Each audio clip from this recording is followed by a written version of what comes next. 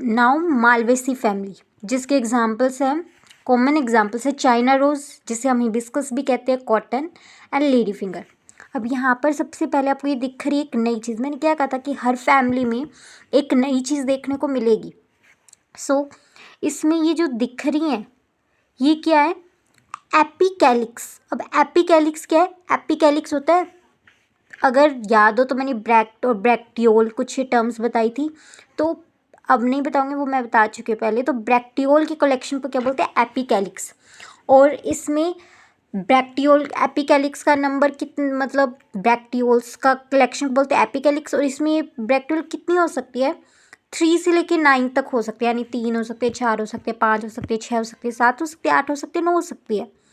So collection of ब्रैक्टियोल is called epicalyx. उसके बाद फिर वही हमारी कैलिक्स दिख ही रही है, जैसे फ्लोरल डायग्राम में कि ये वेलवेट एस्टिवेशन है, मार्जिन टच कर रहे हैं, और 5 इन नंबर है। उसके बाद पेटल्स, चाइना रोज़ याद है, लेडी फिंगर, लेडी की फिंगर में कॉटन को हमने ट्विस्ट करके, चाइनीज़ लेडी की फिंगर में कॉटन को ट्विस्ट करके डाला हुआ है, तो ट्विस्टेड एस्टिवेशन की तो थे तीनों examples, China rose, cotton and lady finger. So इसमें ट्विस्टेड एस्टिवेशन थी किसकी?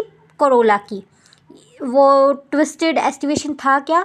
जब एक पर्टिकुलर डायरेक्शन में, एक पर्टिकुलर पैटर्न में ओवरलैप करे, तब उसे क्या बोलते हैं? Twisted aestivation. उसके बाद ये स्टेमन्स, अभी स्टेमन्स यहाँ पर हम काउंट नहीं कर सकते, इनफाइनाइट है, अनकाउंटेबल है, और स्टेमन्स अनकाउंटेबल है।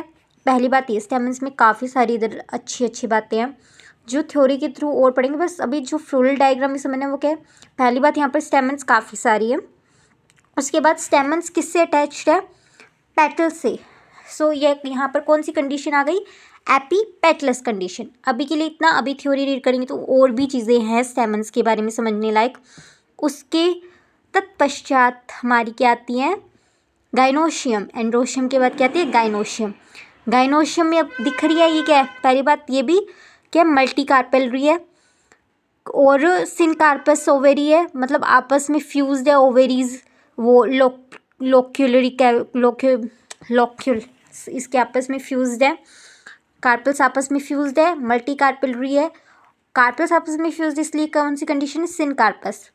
मैनी कार्पल्स है, यानी मैनी पिस्टल्स है, क्योंकि हमने देखा था ना कि पिस्टल्स के नंबर से हमें कार्पल को काउंट करना है। जितनी पिस्टल्स होएगी उतनी नंबर ऑफ कार्पल्स होएगी, और जितनी ओवरी होगी उतनी पिस्टल्स होएंगी। और कार्पल को स्टाइल से करना था, ये ध्यान रखना।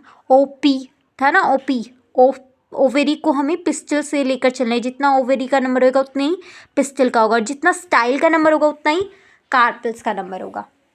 सो ध्यान रहा, तो कार्पल यहाँ पर क्या है? मल्टी कार्पलरी कंडीशन है, मल्टी लोक्यूलर ओवरी हमारी, और दूसरी ये सिनकार्पस ओवरी है।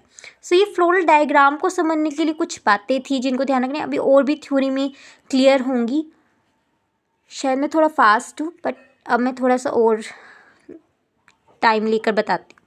थ्योरी पढ़ते हैं हम। फ्लोरल डायग्राम आई होप आपको क्लियर हो गया होगा। उसके बाद ये देख रहे हैं कि ये लीफ लाइक स्ट्रक्चर्स होते हैं, reduce leaf like structures, pedicels, फिर ब्रैक्टियोल होता है। फिर कलेक्शन ऑफ ब्रैक्टियोल को क्या बोलते हैं? एपिकैलिक्स, जो क्या हो सकती है? 3 to 9। सो एपिकैलिक्स क्या है? On pedicels leaf like structure. Bracteole होते हैं लीफ की तरह structure, not true leaves, leaf की तरह स्ट्रक्चर्स होते हैं। उसकी कलेक्शन को क्या बोलते हैं? एपिकैलिक्स, जो कितने हो सकते हैं? 3 to 9। उसके बाद हमारी कैलिक्स, सेपल्स 5 है, फ्यूज्ड है, वेलवेट एस्टिवेशन है, और गैमोसेपलस कंडीशन है। आपस में फ्यूज्ड है ना ये, आप देख सकते हैं आपस में फ्यूज्ड है। क्या आपको ये पेटल्स फ्यूज दिखाई दे रही है? नहीं, तो इसका मतलब यहाँ पर पेटल्स की क्या कंडीशन है? Polypetalous condition. पेटल्स हैं 5, ट्विस्टेड एस्टिवेशन है, और ये फ्री है, तो ये कौन सी कंडीशन है? पॉलीपेटलस। कैसे रिप्रेजेंट करेंगे?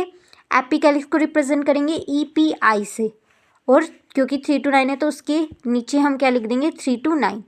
उसके बाद कैलिक्स को हम जैसे करता है K से, और 5 है ब्रैकेट कर दिया क्योंकि ये फ्यूज्ड है, गैमोसेपलस कंडीशन। फिर कोरोला को C से, और 5 है फ्री है, पॉलीपेटलस कंडीशन है।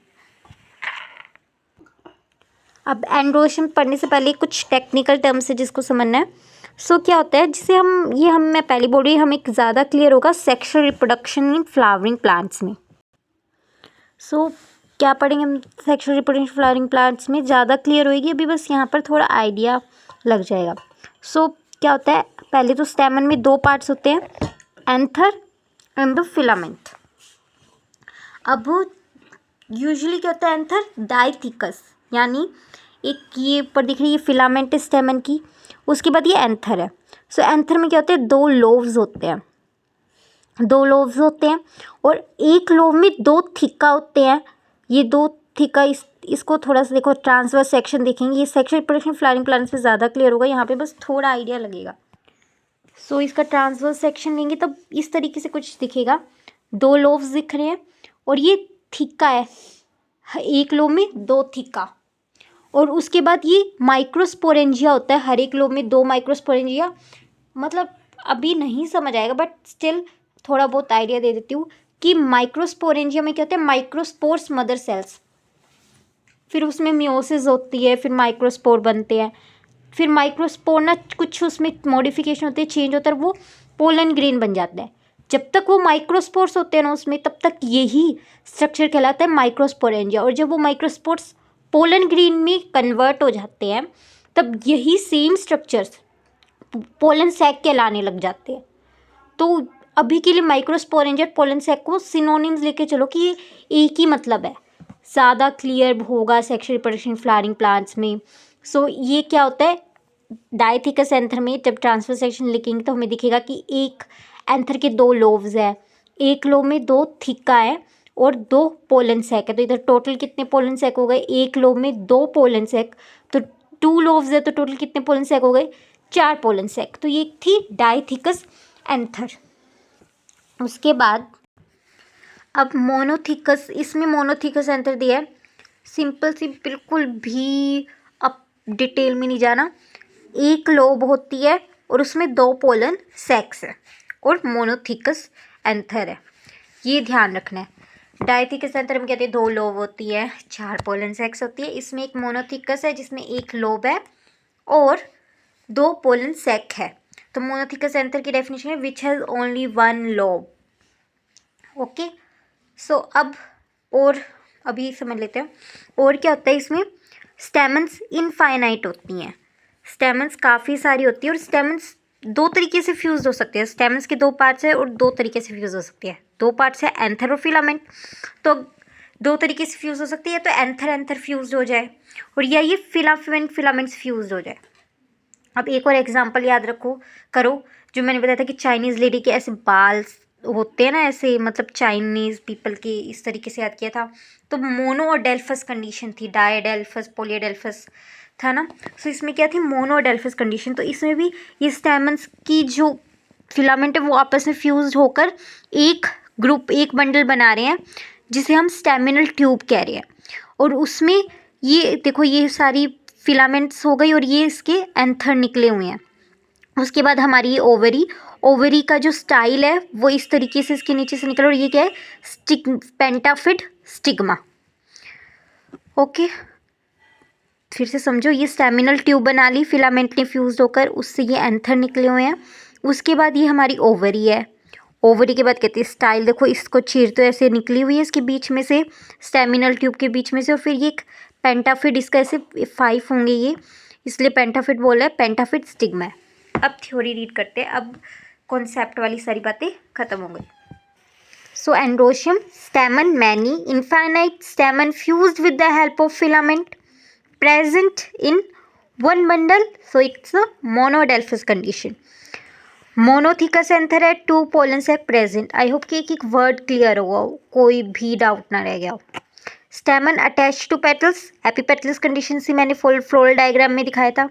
उसके बाद ये हमारी स्टेमिनल ट्यूब, ये pentafid stigma, ovary style, fusion of filament, एक से क्या हो जाएगा, एक ट्यूब बन जाएगी जिसे बोलेंगे स्टेमिनल ट्यूब।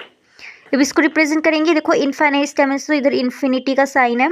उसके बाद क्योंकि ये फ्यूज्ड है with the help of filament ही, क्यों ना फ्यूज्ड है ना, मोनोडेल्फस कंडीशन इसलिए ब्रैकेट से शो किया है, क्योंकि ये एपीपेटल्स कंडीशन है तो ये इस तरीके से रिप्रेजेंट किया है। बाद में हमारी गायनोशियम का क्या हाल है, मल्टीलोक्यूलर है, मल्टीकार्पेलरी है, सिंथ कार्पस कंडीशन है। क्यों, क्योंकि ओवरी फ्यूज्ड है, इसकी ओवरी क्या है, फ्यूज्ड। अब देखो सिनकार्पस यानी कार्पेलरी फ्यूज्ड है। मैनी मतलब ये कंडीशन इसमें सिनकार्पस, और मैनी ओव्यूल्स है, ओव्यूल्स काफ़ी सारे होते हैं इसमें। भिंडी में देख लो कितने सारे बीज होते हैं, मैनी ओव्यूल्स होते हैं ना, तो इस तरीके से। ब्रैक्टेट कंडीशन स्टार्टिंग में बस ये ब्रैक्टेट कंडीशन आई थी ब्रेसिकेसी फैमिली में, उसके बाद सारे ब्रैक्टेट ही चल रही है। एक्टिनोमॉर्फिक है, बाइसेक्सुअल है, सब में अभी तक बाइसेक्सुअल है, यूनिसेक्सुअल लास्ट की family that is Asteraceae family, compositae family में आएगा। उसके बाद एपिकैलिक्स है 3 to 9, कलेक्शन ऑफ ब्रैक्टियोल, एक नई चीज़ आई है इधर बीच में। उसके बाद देखो एपिकैलिक्स को कैलिक्स से पहले, क्योंकि ये इसी तरीके से जैसे हम एक फ्लावर में दिखेंगे ना, तो पहले में वो ब्रैक्टियोल की कलेक्शन दिखेगी ना, उसके बाद कैलिक्स उसके ऊपर होगी, फिर उसके बाद ऊपर पेटल्स होगी। तो इस जैसे वो वर्ल्स हम एक फ्लावर में एक ओरिजिनली जो हम देखेंगे रियल में फ्लावर को तब दिखेंगी जो जो चीज़ें पहले, वैसे इस फ्लोरल फॉर्मूला में। उसके बाद कैलिक्स में 5 सेपल्स हैं जो फ्यूज्ड है, गैमोसेप्टस कंडीशन। उसके बाद कोरोला 5 पेटल्स है, और फिर एंड्रोशियम मैनी स्टेमन्स है, स्टेमन फ्यूज्ड होकर एक बंडल बना रहा है जो मोनोडेल्फस कंडीशन है। उसके बाद स्टेमन अटैच है पेटल्स है, इसलिए क्या है एपिपेटलस कंडीशन है। उसके बाद गाइनोशियम, देखो इधर 5 to इनफाइनाइट लिख रखा है पहले, तो इनक्लोज के ब्रैकेट में, क्योंकि सिनकार्पस कंडीशन है, मल्टीकार्पेली कंडीशन है, इसका मतलब 5 तो होनी चाहिए गाइनोशियम। 5 से लेकर और कितनी भी हो सकती है इनफाइनाइट नंबर तक, बट 5 होनी चाहिए। सुपीरियर ओवेरी है। उसके बाद ये पूरा फ्लोरल फॉर्मूला भी आई होप कि एक एक चीज़ क्लियर हुई हो इसमें। उसके बाद है एग्जाम्पल्स में पहले हमारी कॉटन, वही चाइना रोज, लेडी फिंगर जो स्टार्टिंग बनाए, तो बस इधर साइंटिफिक नेम और इंक्लूड कर दिया है। तो कॉटन का साइंटिफिक नेम क्या है? गोसिपियम। चाइना रोज का हमें पता है ये हिबिस्कस होता है, बट पूरा नाम सुन लो, हिबिस्कस रोजा साइनेंसिस।